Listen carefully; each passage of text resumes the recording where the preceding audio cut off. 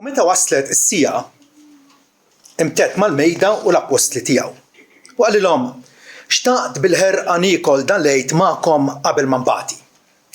Għax ngħidilkom illi ma niklux iżjed qabel ma jkun imwettaq f'saltnet Alla. U kif ħa tazza u ringrazzja qal ħudu din u aqsmuha bejnietkom infuskom. Għax ngħidilkom illi minn issa l-quddiem mhux se nixrob mill-frott tad-dilja qabel ma tiġi saltnet Alla. U wara li ħa l-ħobż u ringrazzja qasmu u tawulhom waqt li jgħid: dan hu ġismi li hu mogħti għalikom, għamlu dan b'tifkira tiegħi.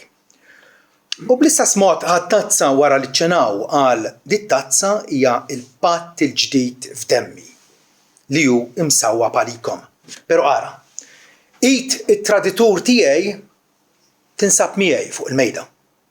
Għax bil-bniedem ta' bilħaq imur skont x'kien iddeterminat.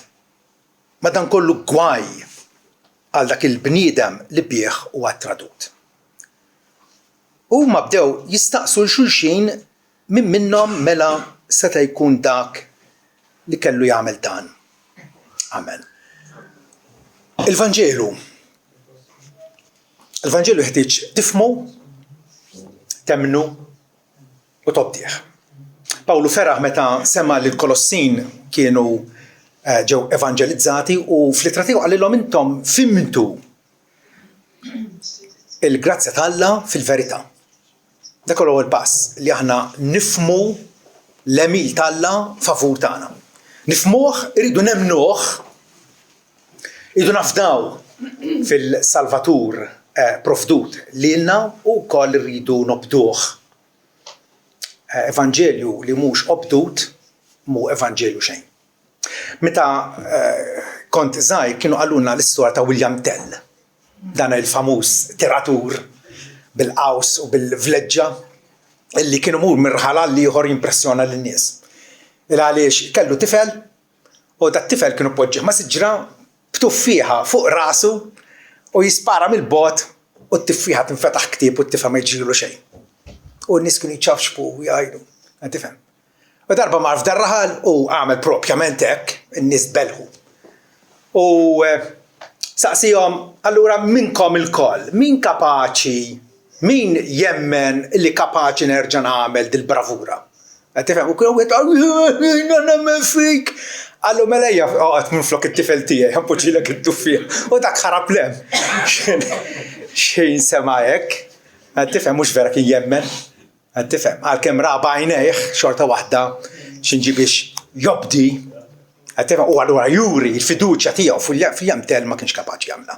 U ħafna nies hekk huma. Għalhekk qed ngħid li l-Vanġiel iridu nemnuh, iridu nifhmuh, nemnuh u nobduh. Għaliex fejn hemm il-Vanġielu hemm Kristu. U fejn hemm Kristu hemm hija l-Knisja tiegħu. Neħki l-Evanġelju u l-Knisja tisfaxxa. Kollha kemm intom naħseb dħaltu f'xi katedrali kbar u maestużi u sbieħ u massivi u b'dawk il-pittur u d-Damasku wow, mużew skieħ ġifieri u impressjonanti. Tifhem. Imma l-mistoqsija mhux dak li jaraw għajnejn. Hemm il-Vanġelu, dik hija l-mistoqsija kruċjali li rridu nsaqsu. Bħala dixxipli, aħna imsejħin biex l-Evanġelju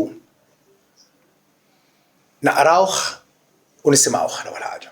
Xi ħaġa li nagħmluha matul il-ġimgħa, regolarment naqrawh, nisimgħuh, l-Evanġelju wkoll inkantawh. Inkantawh regolarment, għajna minnhom lill-Alla l-glorja għal xogħlu qaddis tant ħabna fis-sew li provdina qassis li talu nnifsu b'offerta għad-dnub u sar ir-raj veru għal minnu mitluf. Infaħruh, isimgħu l-ħennlum. Infaħruh ħajkun ismu meqjum. Ejjew għand missierna permezz ta' Ġesu u għatuh il-glorja la tafu minnu. Dak huwa l-Vanġelu. Vanġelu inkantawh u nesprimuh bl-għana tagħna kontinwament. Blat eterna li għamiet ħallini nistaqa' fik. L-ilma d-dem billi xerriet mill-kustat l-għada berriet u għalli huma l-fejqan, fik nissaffa, fik nistan, nista' nibki bla waqfien u naqdik ma' kull imkien, dan għal dnubi ma jpattix. Inti s-salva u inti biss. F'dawn l-idejn xejn minn sassib. Lif li naqbad mas-salib. Waqt li ngħaddi tul dal-jiem, la nagħlaq għajnejja fit-tmiem meta nitlaħ dejkun qis u narak fuq tron qaddis. Blat eterna. Għalija mitt. Ħallini nistaħba fik. L-Evanġelju nkantawh, l-Evanġelju ukoll nipritkawh, ovvjament, nipritkawh kemm fuq il-pulptu, fid-djar tagħna, fil-post fejn naħdmu, kull imkien ma' kull opportunità rridu nxandruh u naqsmu m'ħadd ieħor. Dak li jgħotta għalina jgħottu wkoll għal ħadd ieħor. L-Evanġelju wkoll napprezzawh u għalhekk nagħtu l-offerti tagħna biex il-Ministeru tal-Evanġelju jibqa' għaddej u jibqa' jikber u jibqa' jagħti l-frott tiegħu. L-Evanġelju wkoll nesibuh fl-ikla illi nipparteċipaw fija fl-ewwel jum tal-ġimgħa. Hija wirja tal-Evanġelju. Il-ġisem ta' Ġesu moti għalina, id-demm mxerred għal maħfra tagħna. L-Evanġelju wkoll inħossuh il għaliex jennina, jolqot is-sentimenti tagħna, l-affezzjonijiet tagħna jagħmilna nies ferħanin. L-anġli meta Ġesu twieled Betlehem x'qalura mir-raja ara inġibilkom aħbarijiet ta' ferħ kbir. Ferħ kbir. Il-Kristjan għandu raġun li kull iżjed bniedem ferħan u ħieni u feliċi fid-dinja. L-Evanġelju wkoll ngħixuh bl-imħabba. Ngħixuh. L-Evanġelju ngħixuh billi rridu iva l-Ispiritu Santu jitrasformana, l-imġiba tagħna tgħaddi għall-aħjar, kif aħna regolament niltaqgħu flimkien biex nagħtu qima lill-mulej tagħna il ħelisna mill-dlam u ħariġna d-dawl meraviljuż tiegħu, imbagħad Ġesu jerġa' jibgħatna lura fid-dinja. Infatti, kmieni meta bdiet tiżviluppa l-liturġija nisranija seklu 2, 3, 4, nifhmu kif il-funzjoni tal-Knisja kienet tispiċċa bil-famużi kelmiet ite missa est. Bil-Latin, għax l-Ewropa kien jitkellmu bil-Latin u bil-Greku wkoll. Ma bil-verżjoni Latin ite missa est. Morru. Intom mibgħutin li minna ħarġet il-kelma mass.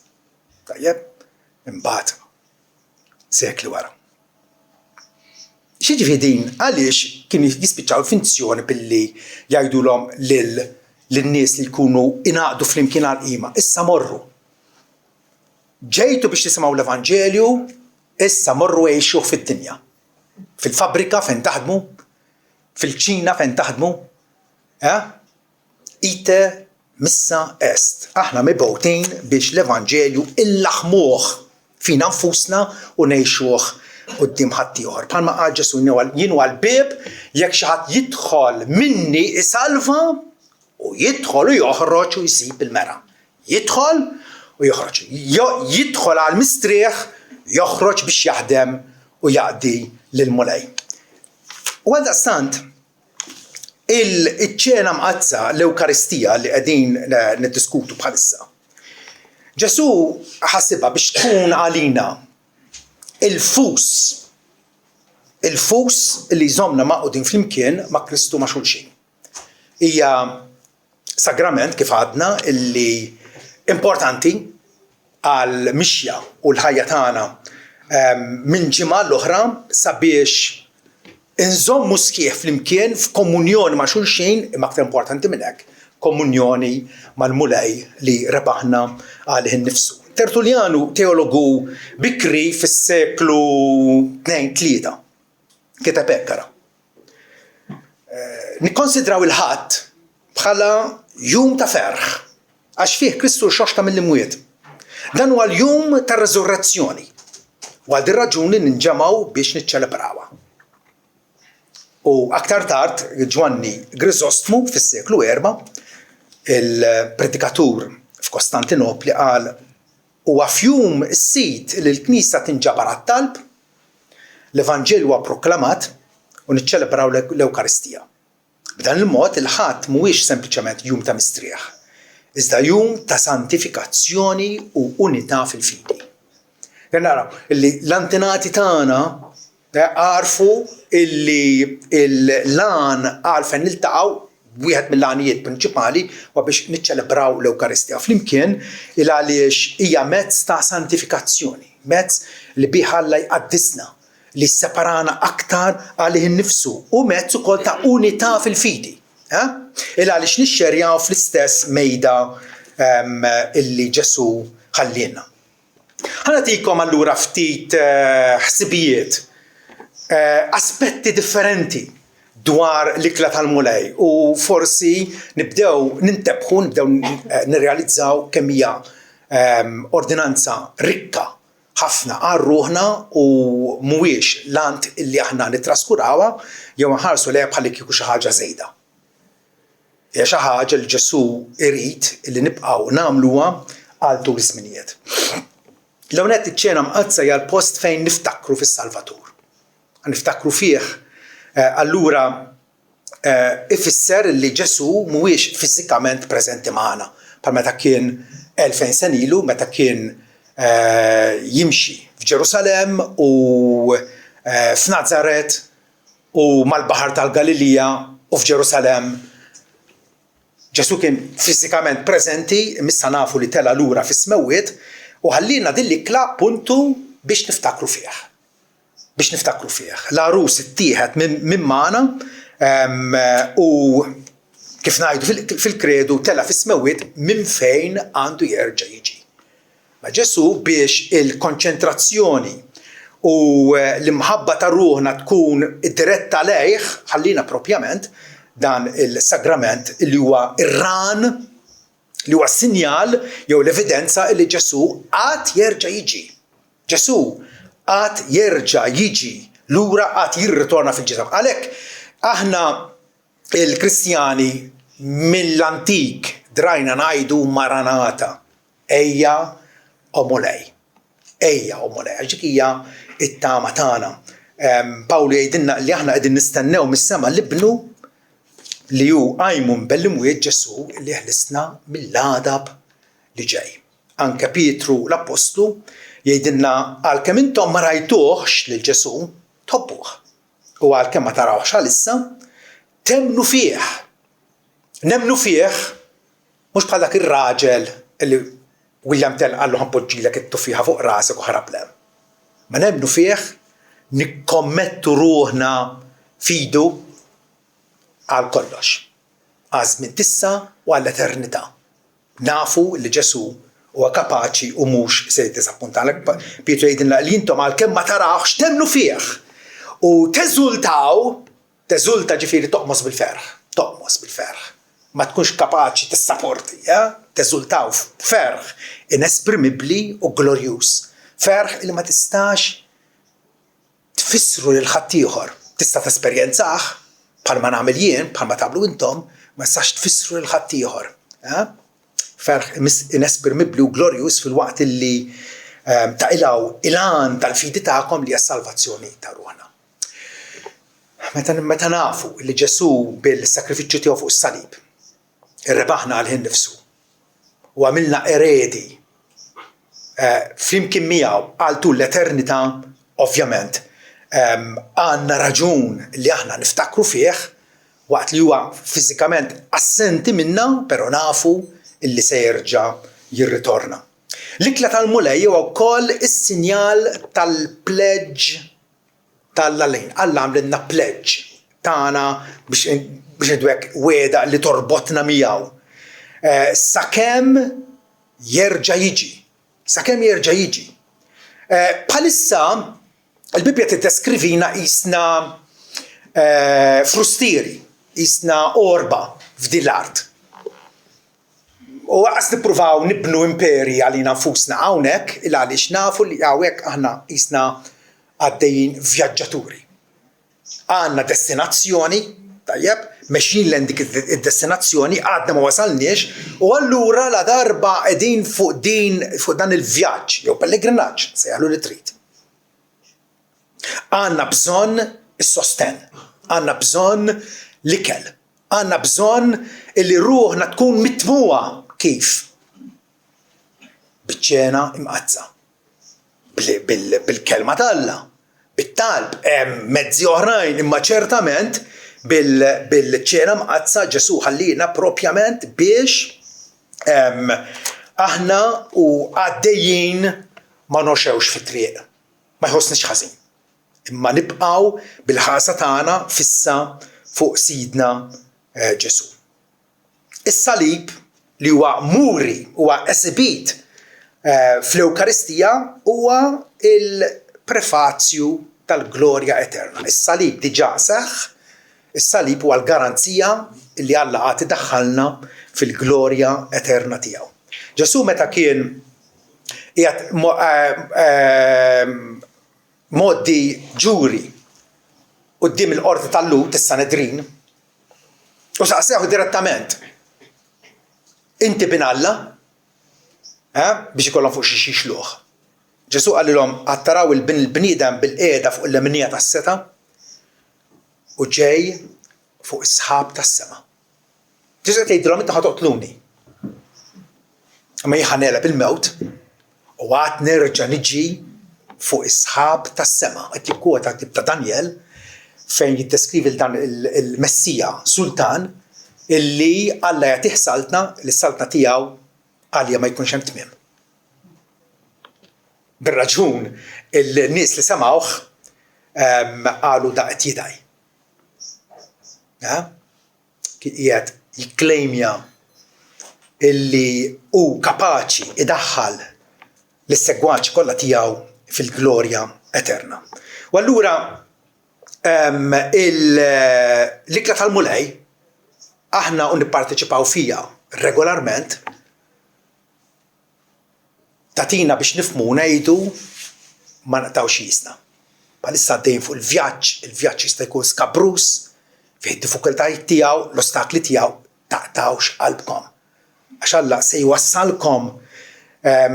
Pawlu fil-Littra tas-Solonkin jgħidilna li meta Ġesu jiġi ma l-anġli setana tiegħu, mal-daq tal-aħħar tromba, mal-għajta tal-arkanġlu mbagħad dawk li huma tiegħu Ġesu jiġborhom fi ħdanu biex hekk inkunu dejjem mal-mulej. Dak huwa l-prospett. Qudiemna prospett li ma jistax ifalli il għaliex huwa imsejjes fuq il-wegħda tremenda tagħna. Aspett ieħor tal-ikla tal-mulej hija propjament din. L-ikla tal-mulej hija ċentru ta' xirka jew komunjoni tagħna ma' Kristu u ma' xulxin. Aħna membri fl-istess ġisem. Ma nistgħux ninqatgħu għalina. Il-Knisja ta' Kristu hija waħda, hija kattolika, ġifieri hija magħquda mill-fost il-ġlus tad-dinja, mhux biss minn fost il-Lut. Hija Knisja evanġelika kif għadna għax tgħix bl-Evanġelju. Tgħix u tikber bl-Evanġelju. U allura il-komunjoni l-ikla tal-mulej hija ċentru ta' xirka. Xirka ma' Kristu. Komunjoni ma' Kristu. Għal forsi tajb insaqsu, aħna nemmnu fil-preżenza reali ta' Ġesu fl-Ewkaristija. Il-Kattoliċi Rumani jgħidu iva. Ġesu letteralment l-ossja ssir Ġesu fiżikament Ġesu propju, Ġesu reali. Aħna ngħidu fl-Ewkaristija Ġesu huwa preżenti spiritwalment u jitmana bih innifsu spiritwalment lil dawk li għandhom il-fidi fih. Il-dawk li ġenwinament qed jafdawh, Ġesu jkompli isostnina bih innifsu għan nutriment ta' ruħna. Infatti l-istqarrija tagħna tal-1689 tajdekkara. Ir-riċevituri denji li esternament jieħdu mill-elementi viżibbli f'din l-ordinanza, ġifieri jieħdu sem il-ħobs u mill-imbit, jirċevuhom ukoll internament u spiritwalment bil-fidi, verament u fil-fatt, imma mhux karnalment u korporalment. u jiġi mitmuwa bi Kristu msallab u l-benefiċċji kollha ta' mewtu. Il-ġisem u d-dem ta' Kristu mhumiex preżenti korporalment jew karnalment, imma hu spiritwalment preżenti għal fidili. Huwa spiritwalment preżenti għal fidi tal-kredenti fl-ordinanza, bħalma l-elementi huma preżenti għas-sensi esterni tagħhom. Aħna naraw bajnejna u ntomu u mmissu il-ħobs u l-imbit. Daqshekk ieħor reali għal dawk li jemmnu fi Kristu, għal dawk li huma verament mwielda mill-ġdid. Ġesu jitmana bih nifsu spiritwalment. Okay? U għal daqstant nerġa' ngħid għalhekk il-ċena mqazza hija importanti għal għat-tisħiħ ta' ruħna.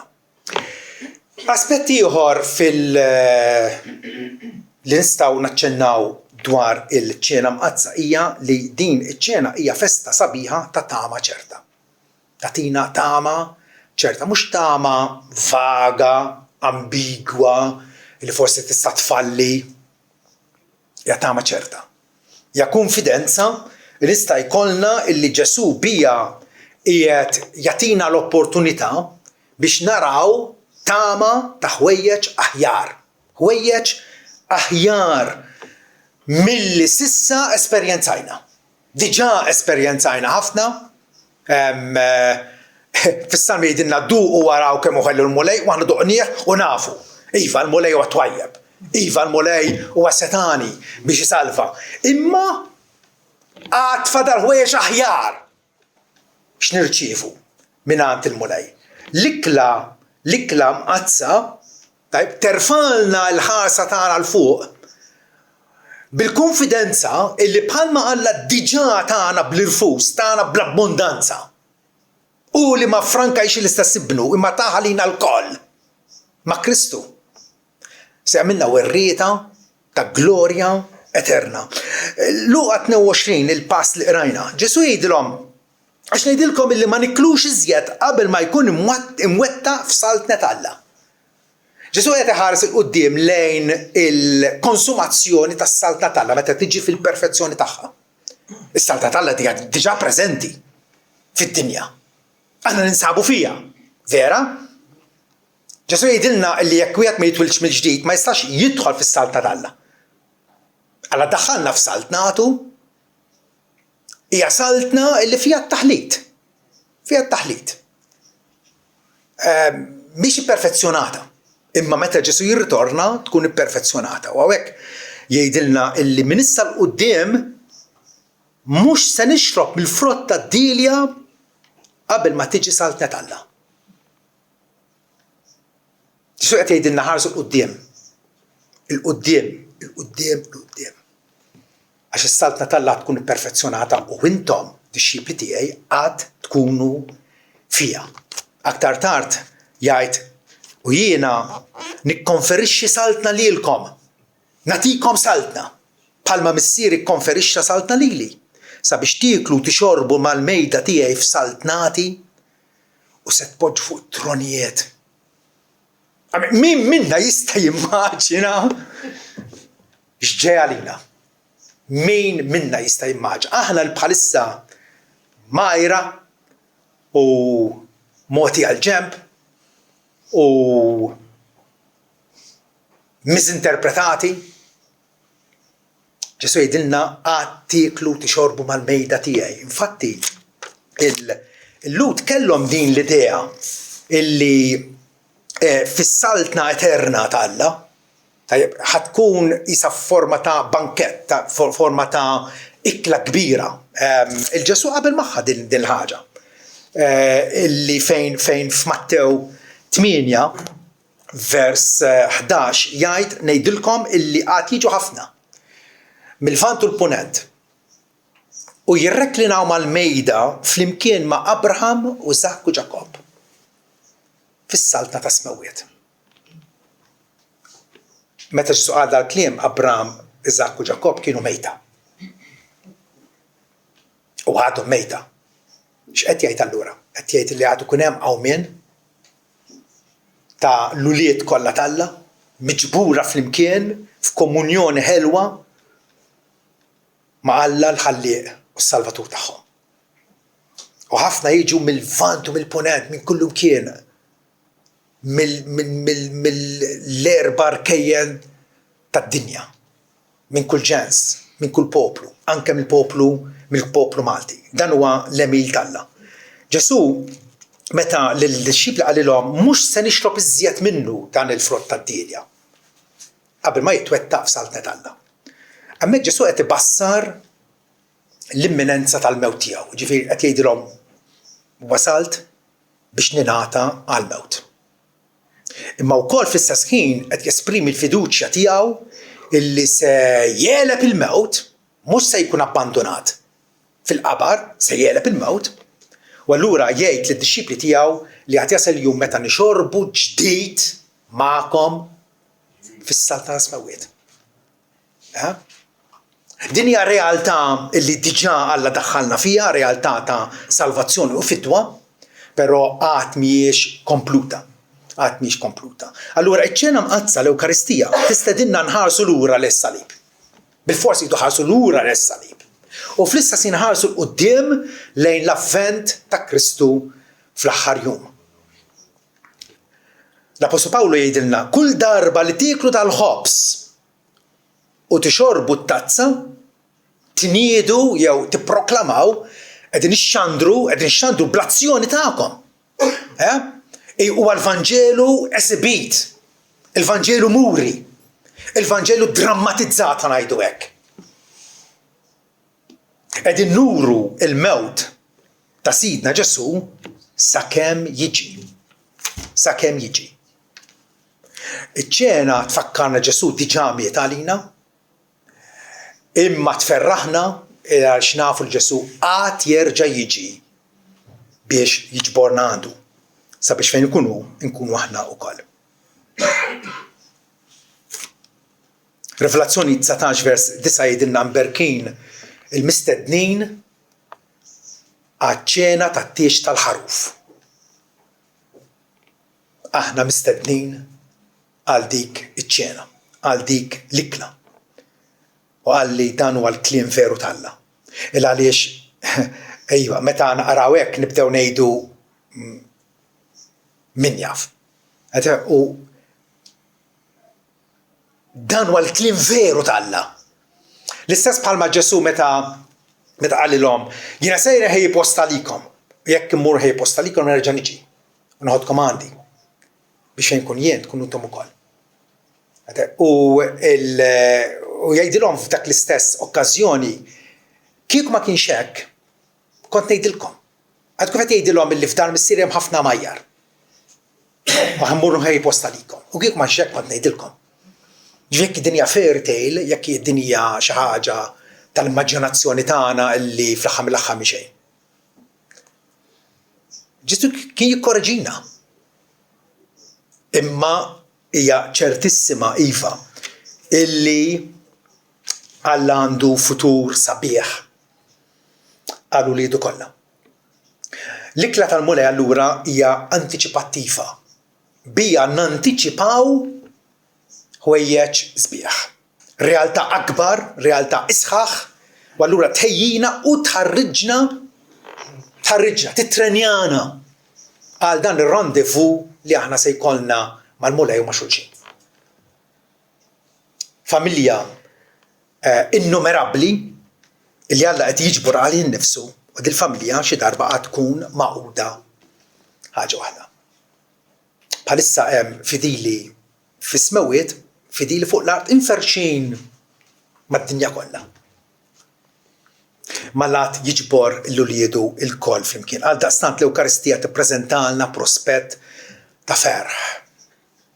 Il-parusija li nitkellmu dwarha, il-miġja ta' Sidna Ġesu, l-avvent glorjuż tal-Messija. Dan huwa t-tama magnifiċenti tagħna. F'Titu 2 vers 13, Pawlu jgħidilna aħna qed nistennew it-tama mbierka, id-dera glorjuża ta' Alla l-kbir. Is-Salvatur tagħna Sidna Ġesu Kristu. Li talu nnifsu biex jeħlisna minn kull illegalità, minn kull ħażen u jippurifika għalih innifsu poplu imħeġġeġ għall-opri tajba. X'mistennija hija dina meta aħna bl-ikla tal-mulej hekk kif aħna nipparteċipaw fija regolarment. Aktar u aktar nixxenqu bil-ħerqa għall-epifanija tas-Salvatur tagħna. Ġesu jkun manifestat, li jkun muri fil-glorja tiegħu. Pietru jgħidilna intom qed tistennew bil-ħerqa dan huwa l-Kristjan ta' veru. Tistennew bil-ħerqa, b'entużjażmu u taġlu il-miġja ta' jum Alla. Jum Alla huwa l-aħħar jum meta jibgħat il-libnu l-imħallef ta' kulħadd u Ġesu ċertament se jaraf il-dawk l-huma tiegħu. Dawk l-huma tiegħu se jarafhom. U se jpoġġihom fuq l-leminija tiegħu u jgħidilhom itlu intom imberkin ta' missieri fis-saltna imħejja likom minn qabel ma bdiet id-dinja. Din hija tama li l-Bibja regolarment poġġi qudiemna biex aħna ma ntaqgħux qalbna. Pereżempju fl-Ittra l-Ebrej kapitlu 9 vers 120 jgħidilna illi Kristu kien offrud darba ħalli jerfa' d-nubiet ta' ħafna. Offrud darba. Kien sakrifiċċju storiku li seħħ darba għal dejjem. U għalhekk ma nemnux illi l-Ewkaristija hija s-sakrifiċċju mill-ġdid tal-Kalvarju. Bibja tagħmilha ċara. Kristu kien offrud darba biex jerfa' id-dnubiet ta' ħafna u għad jidher għat-tieni darba mhux biex jitratta mad-dnub. Għaliex għax id-dnub tagħna huwa mneħki. Id-dnub tal-fidili tiegħu huwa ikkanċellat. Tiftakru deleted. M'għadux jeżisti. Mhux biex jitratta mad-dnub, iżda salvazzjoni ta' dawk li qed jistennewh bil-ħeġġa. U għal darba oħra l-Kristjani jingħarfu il għaliex din it-tama qegħdin jgħixuha, qegħdin ħarsu l-fuq. Qegħdin ħarsu l-fuq, jafu li r-rebħa diġà inkisbet bis-salib, hija konfermata bl-irxox ta' Ġesu Kristu mill-qabar mat-tielet jum, qed tkun implementata, qed tkun applikata lilna mill-Ispiritu Santu, l-Ispiritu Santu qed waslilna din is-salvazzjoni kbira, u qed tkun implementata fil-milja tagħha meta Ġesu jirritorna. Hemmhekk imbagħad il-kapulavur ta' Alla ikun mitmum. Meta mbagħad ma jkunx hemm aktar luttu u biki u vistu u mewt u ġieħ u tbatija. Għaliex għax l-ordni ta' bħalissa mbagħad tkun għadda. Alla idaħħalna fil-glorja tiegħu. Allura aspett ieħor ta' l-Ewkaristija li nistgħu insemmu, l-Ewkaristija tixprunana jista' tniggżna jisna bħal meta għandek żiemel ma naqbilx mal-moħħrija tal-annimali, imma naf li ċertu rikkiba ta' żwiemel ikollhom il-frosta bil-puntata biex iż-żiema jiġri aktar. L-Ewkaristija hija dik in-niggieża li ġielna niġru iżjed. Iġġielna nqumu fuq tagħna u naħsu kontinwament, naħsu. Meta inti regolarment qed tinġabar maħutek u tieħu sem mill-istess ħobs u mill-istess tazza. Ġimgħa wara ġimgħa dik hija għajnuna kbira biex inti tibqa' taħsess. Jekk ma tagħmilx hekk, għandek ċans kbir li torqod. Tibda tonos. Tinsa l-impenn tiegħek. Għalhekk aħna eżortati, aħna mħeġġin biex qabel nieħdu sem kull darba mill-ikla tal-mulejdu neżaminaw li nafusna biex naraw fiex aħna. Fejn wasalt? Fejn qed infalli? X'nista' nagħmel aħjar? L-ewwel Korinti 11 jgħidilna imma persuna għandha teżamina li anfisha. U hekk tiekom il-ħobs u tixrob mit-tazza, għax min jiekol jixrob. Bla ma jiddixxerni l-ġisem, jiekol jixrob il-ġudizzju għalih innifsu. Daqs kemm l-Ewkaristija tista' tkun barka tremenda għar-ruħna. Jekk aħna napproċċjawha b'attitudni traskurata, bħalli kieku xejn inkun qegħdin nixorbu u nieklu il-ġudizzju għalina nfusna. L-ikla tgħinna biex ma nħallux dak l-ispirtu ta' bruda u indifferenza jaħkimna. U min huwa traskurat, min mhux jgħix dan il-ferħ tas-salvazzjoni, min m'għandux din it-tama mqiegħda qudiemu, iva, jibda jibrat, jibda jintaraq fil-ġenb, jibda jinsa minu u ta' minu aħna nappartienu għal Sidna Ġesu li rebaħna lih innifsu. U allura la darba qegħdin nistennew irridu nkunu viġilanti. Bħalla s-siesa li kienu jassu l-belt fuq is-swar tagħha bil-lejl. Ma tistax torqod. Għax dak huwa xogħolok. Dak huwa xogħol li trid inkollu tassess. Tibqa' mqajjem. Għaliex? Għax ġej dal-waqt. Ġesu ġej dal-waqt. Tgħidli dal-waqt għaddew 2000 sena? Huwa dal-waqt. Fis-sens illi il-ħajja tagħna hija qasira u rridu ngħixuha b'dik il-sens ta' aspettattiva.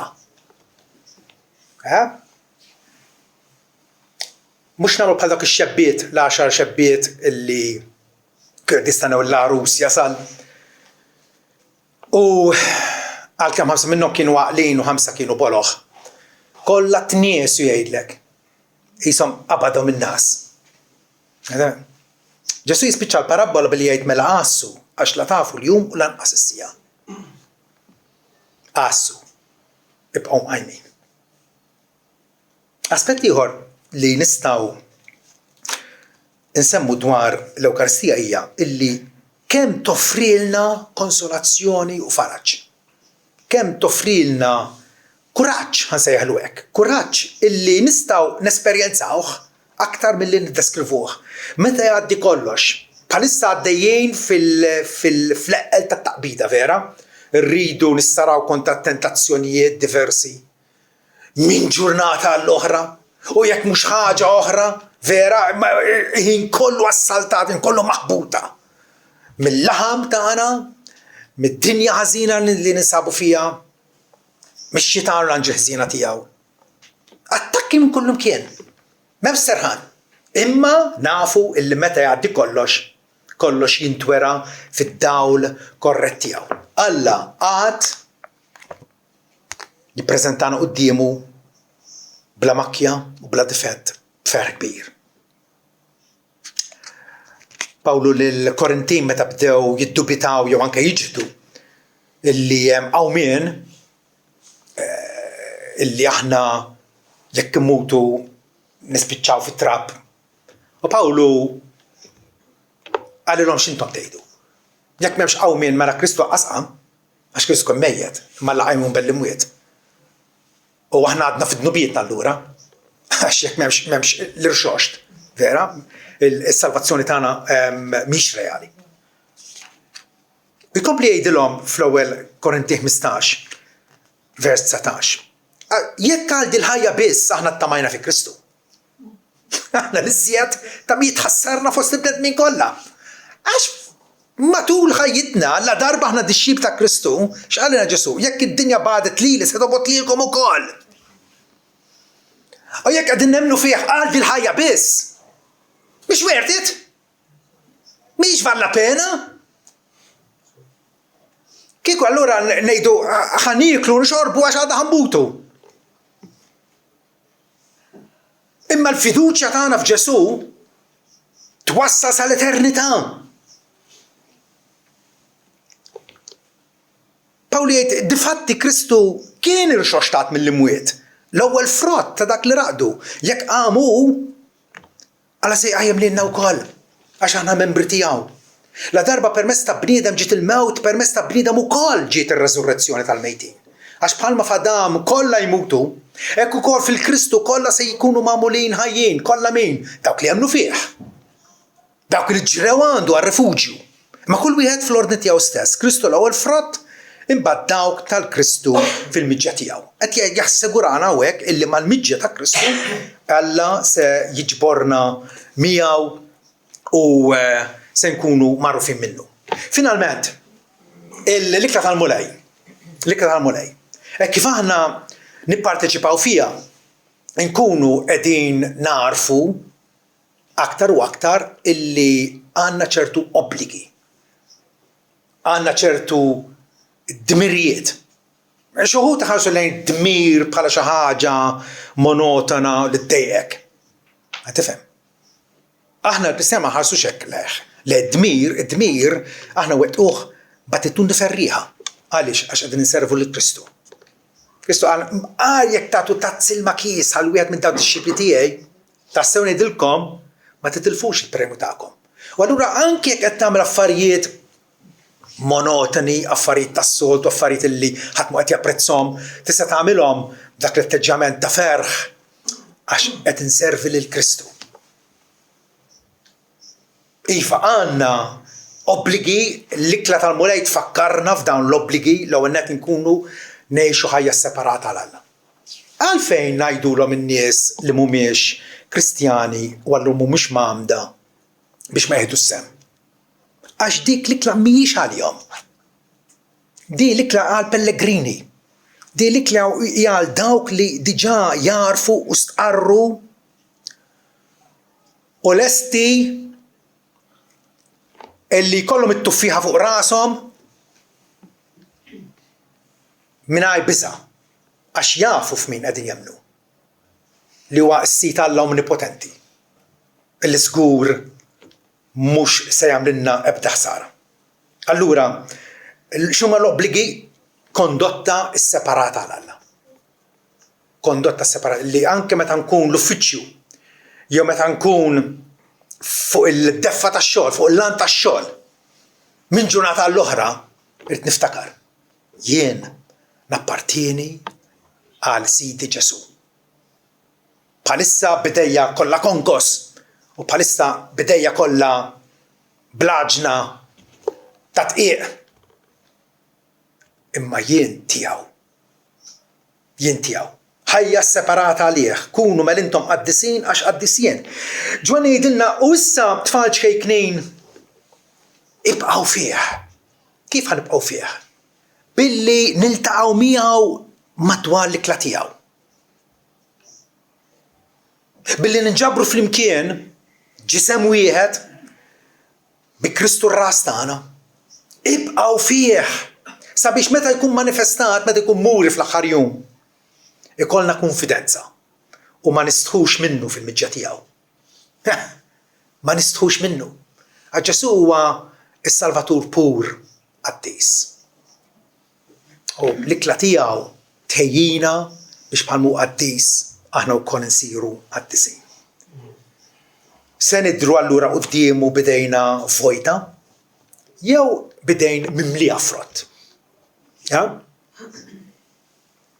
Tablu me jekk ngħidilkom li idejn vojta jindikaw fidi vojta.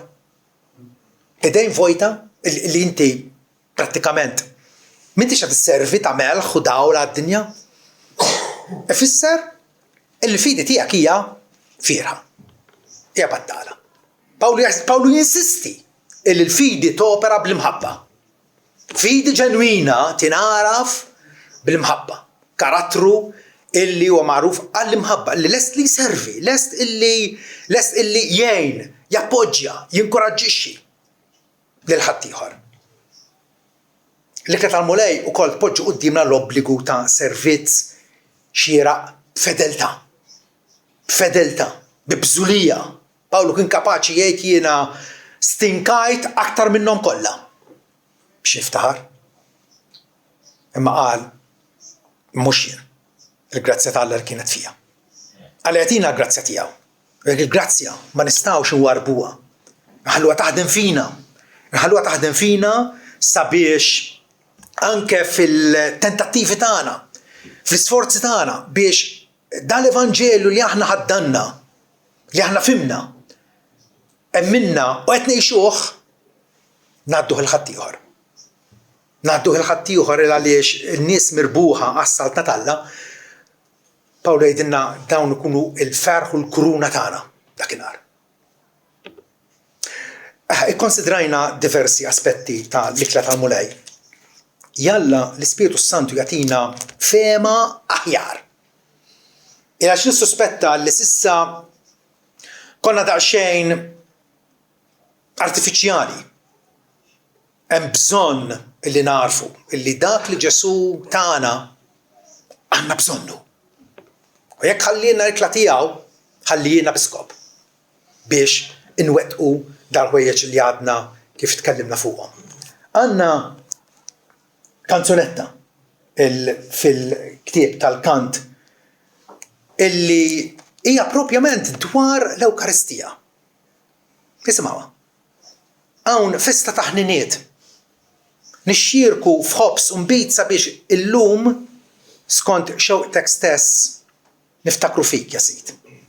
Hawn mistednin l-ulied maħfura u mill-qwejn biex tgħallem inti mħabbtek stess tagħhom skontajt id-dejn. Hawn għall-kuxjenza sliem u l-fidi prova ssib tal-ħlewwa tal-ħobbs ħaj li ġie li niżel mis-smewwiet. Id-demm li kopra dnub hawn hu simbolizzat u f'qalbna nħossu l-pledġ divin li aħna maħbubin. Titwila hija din xorta ħelwa tas-sew. Mela x'se jkun la wiċċ imwiċċ naraw kemm fuq fis-sew.